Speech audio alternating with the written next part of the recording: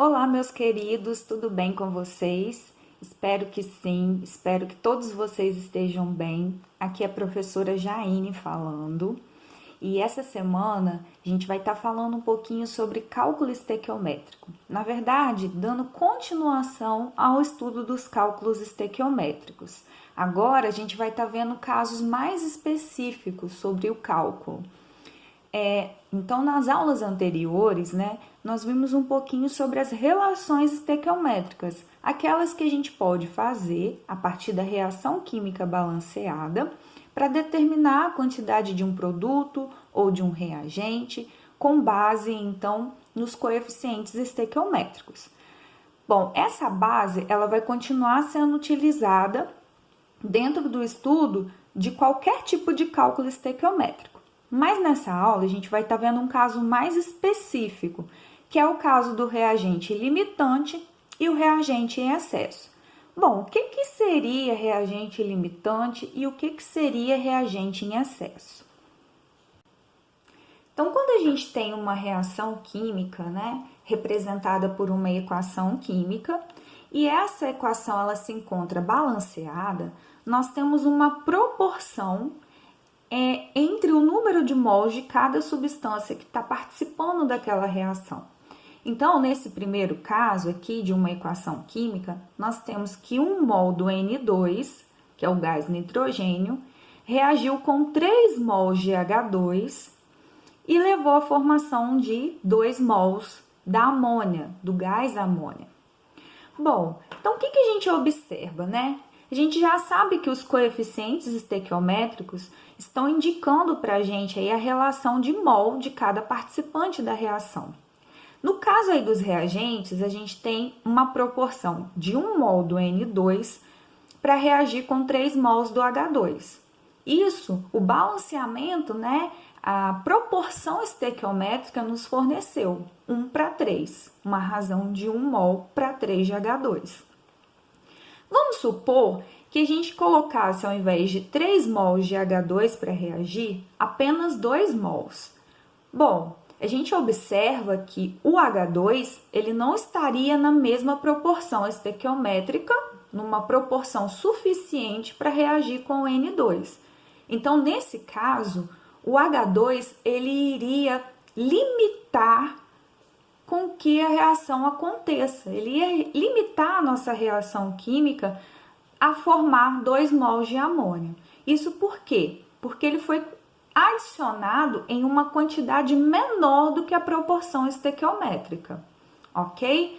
Então, com base nisso, a gente já consegue definir aí o que é um reagente limitante e o que é um reagente em excesso. Então, o reagente limitante vai ser aquele que limita a quantidade de produto que vai ser produzido naquela reação química. Já o reagente em excesso é aquele que está fora da proporção estequiométrica, foi adicionado a mais do que a proporção estequiométrica ela permite. Então, ele vai estar sempre em excesso, em sobra, ok? Mas para a gente entender melhor, vamos fazer uma analogia aqui, através de uma ilustração. Então, nós temos aí exibidos 4 chassis de carros e temos aí um total de 18 rodas de automóveis. Bom, a gente sabe que para montar cada um desses automóveis, nós precisamos utilizar um total de 4 rodas.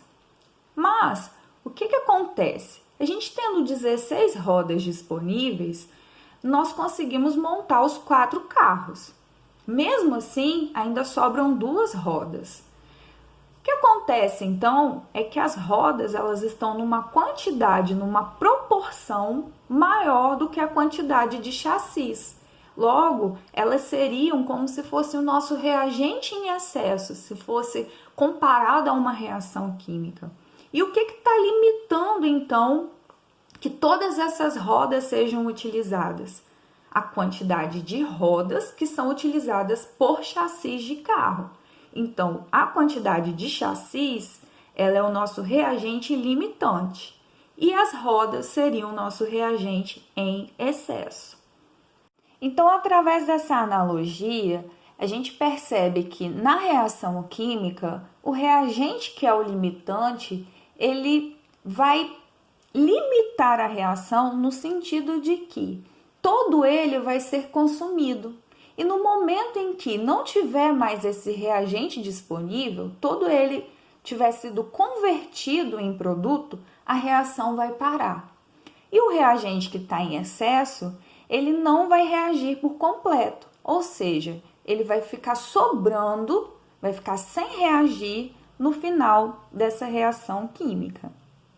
Bom, então para a gente ver como que funciona, né? Como que a gente calcula quem é o reagente limitante, quem é o reagente em excesso, a gente vai estar vendo um exemplo de um exercício que envolve aí a ideia, então, de reagente limitante e reagente em excesso.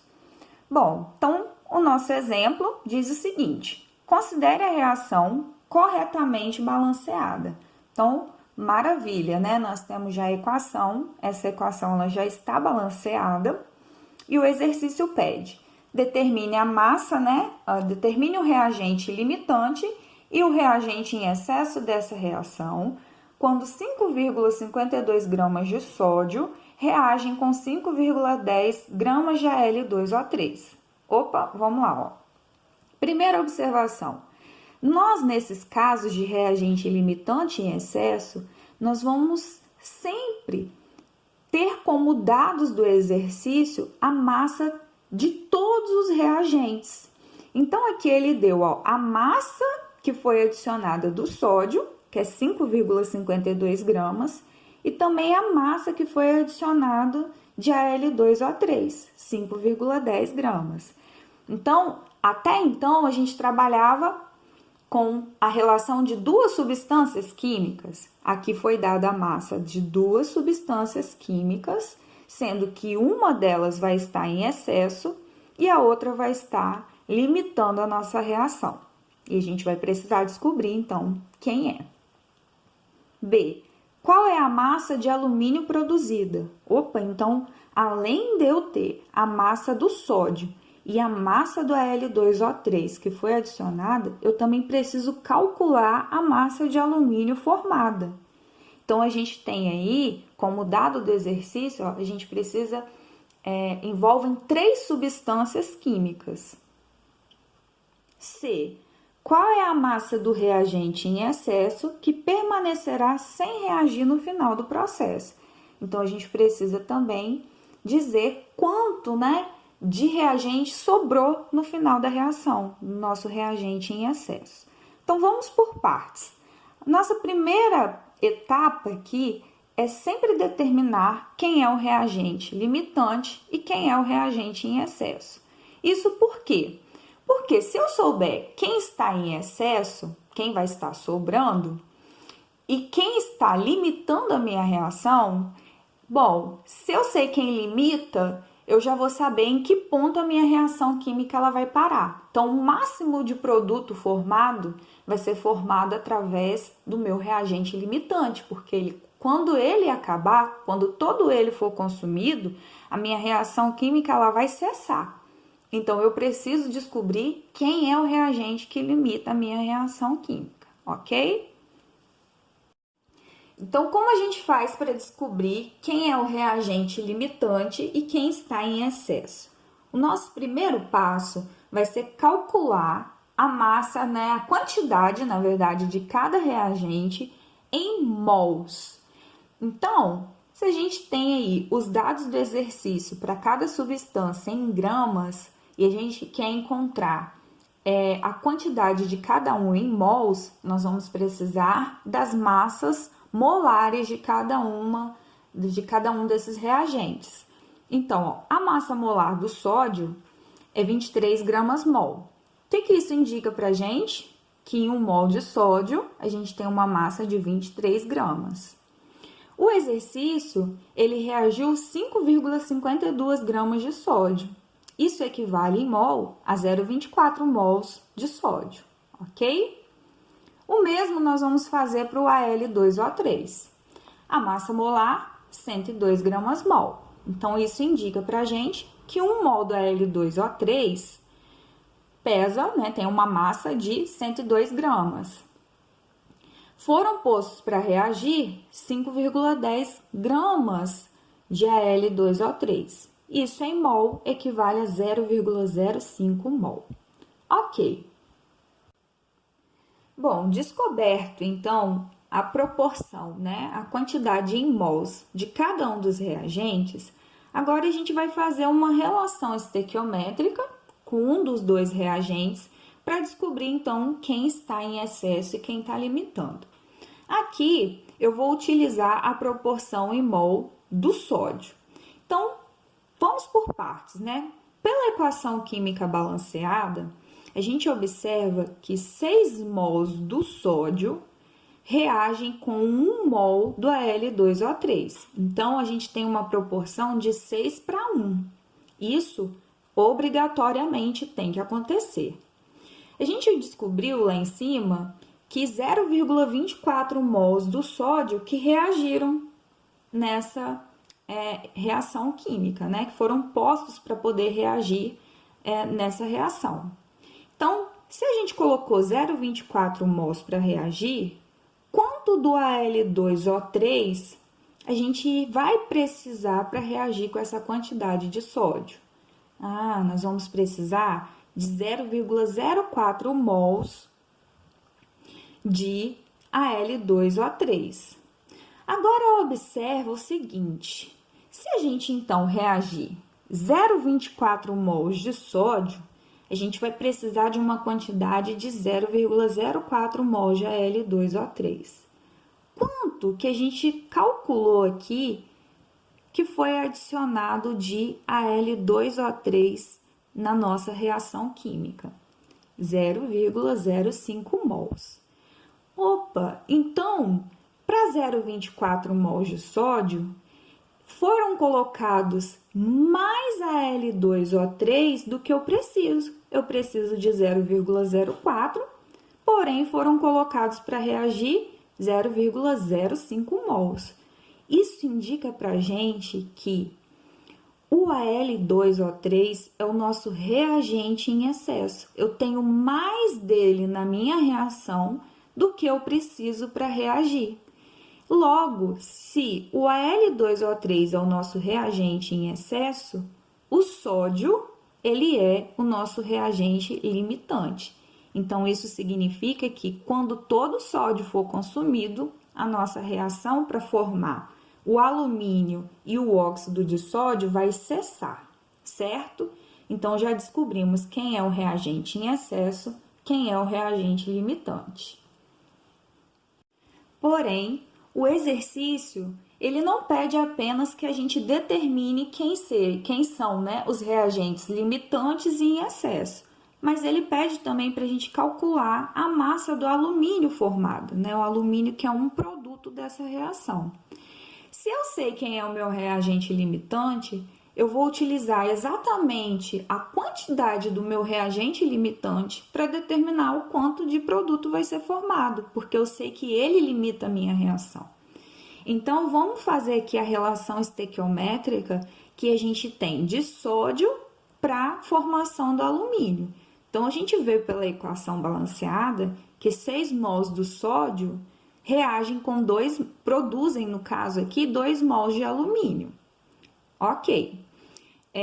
Mas o exercício pediu massa. Sempre que for massa, a gente precisa da massa em gramas. Então, nós já vamos trabalhar aqui com gramas. Então, 6 mols, cada mol do Na tem massa de 23 gramas. 2 mols do alumínio, cada mol de alumínio tem massa 27 gramas. Então, 6 vezes 23, 138 gramas de sódio, está para 54 gramas do alumínio. Quanto que foi colocado para reagir de sódio? 5,52 gramas. Foi isso que a reação utilizou? Então, o nosso Y vai ser a massa de alumínio formada. Nesse caso, então, foram formadas 2,16 gramas de alumínio, ok? Por fim, o exercício também pede para a gente determinar a massa do reagente em excesso. O reagente em excesso é aquele que, então, sobrou. Bom, então vamos lá. A gente sabe que 0,05 mols do Al2O3, que é o nosso reagente em excesso, tem uma massa de 5,10 gramas. Ué, professora, mas como que a gente sabe disso? Porque a gente calculou aqui anteriormente. A gente viu que um mol tem 102 gramas e 5,10 gramas, que é o que a gente observou-se, né, que foi colocado para reagir, tem uma quantidade em mol de 0,05 mol, certo? Então, a gente pode afirmar que 0,5 mol tem massa de 5,10 gramas. Quem reagiu, né? Qual a quantidade desses 0,5 mols que reagiram? 0,04 mol. Então, isso corresponde a uma massa de 4,08 gramas de Al2O3 que reagiu. Então, de 5,10, 4,08 foram o que reagiu, sobrou então uma massa de 1,02 gramas do Al2O3 sem reagir, ok? Então, pessoal, o primeiro passo sempre de qualquer exercício que envolva reagente limitante em excesso é a gente exatamente determinar quem é o reagente limitante, quem é o reagente em excesso.